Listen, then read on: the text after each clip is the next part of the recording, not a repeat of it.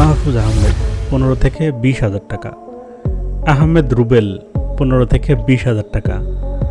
শতাব্দী ওয়াদুদ 15 থেকে 20,000 টাকা, আব্দুল কাদের 15 থেকে 20,000 টাকা, শহীদুল আলম সাচ্চু 20,000 টাকা, টনি ডায়েস 20,000 টাকা, প্রাণ রায় 20 থেকে 25,000 টাকা, জয় চৌধুরী 20 থেকে 25,000 টাকা, চ্যালেঞ্জার 20 থেকে 25,000 টাকা, সিদ্দিকুর রহমান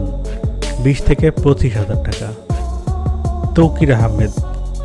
20 থেকে 30,000 টাকা পর্যন্ত নিয়ে থাকেন,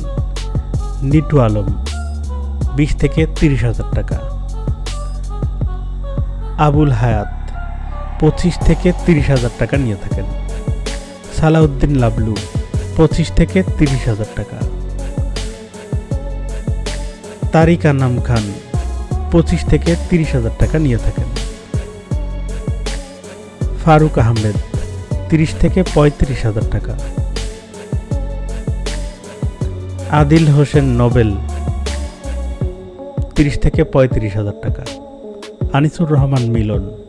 30 থেকে 35,000 টাকা, শহীদুজ্জামান সেলিম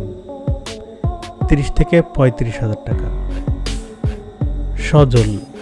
35,000 টাকা, নাইব 35 থেকে 40,000 টাকা, হাসান মাসুদ 35 থেকে 40,000 টাকা নিয়ে থাকেন, এজাজুল ইসলাম 35 থেকে 40,000 টাকা নিয়ে থাকেন, ফজলুর রহমান বাবু 30,000 টাকা নিয়ে থাকেন, আরশ খান 30 থেকে 40,000 টাকার মধ্যে নিয়ে থাকেন, আখম হাসান 30 থেকে 40,000 টাকা পারিশ্রমিক নিয়ে থাকেন, বৃন্দাবন দাস 30 থেকে 40,000 টাকা নিয়ে থাকেন, জাহের আলভি 40 থেকে 50,000 টাকা নিয়ে থাকেন, জাহের আলভি, জিয়াউল হক পলাশ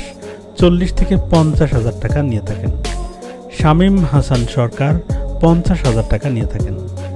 শ্যামল মওলা 50,000 টাকা নিয়ে থাকেন, মীর সাব্বির 50,000 টাকা নিয়ে থাকেন, খায়রুল বাশার 50 থেকে 60,000 টাকা নিয়ে থাকেন প্রতি নাটকে, মিশু সাব্বির 70 থেকে 80,000 টাকা নিয়ে থাকেন, জোভান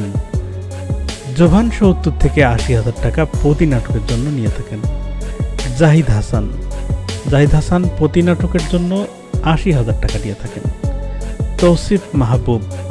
80 থেকে 90,000 টাকা, ইয়াস রোহান 80 থেকে 90,000 টাকা নিয়ে থাকেন, মুশফিক আর ফারহান 80 থেকে 1 লক্ষ টাকা পর্যন্ত নিয়ে থাকেন, নিলয় আলমগীর প্রতিটি নাটকের জন্য 1 লক্ষ টাকা নেন নিলয় আলমগীর, চঞ্চল চৌধুরী প্রতি নাটকের জন্য 1 লক্ষ টাকা নিয়ে থাকেন, মোশাররফ করিম 1,80,000 টাকা নিয়ে থাকেন প্রতি নাটকে, আফরান নিশো 3 থেকে 4 লক্ষ টাকা পর্যন্ত নিয়ে থাকেন, জিয়াউল ফারুক অপূর্ব 3 থেকে 4 লক্ষ টাকা পর্যন্ত নিয়ে থাকেন প্রতি নাটকে।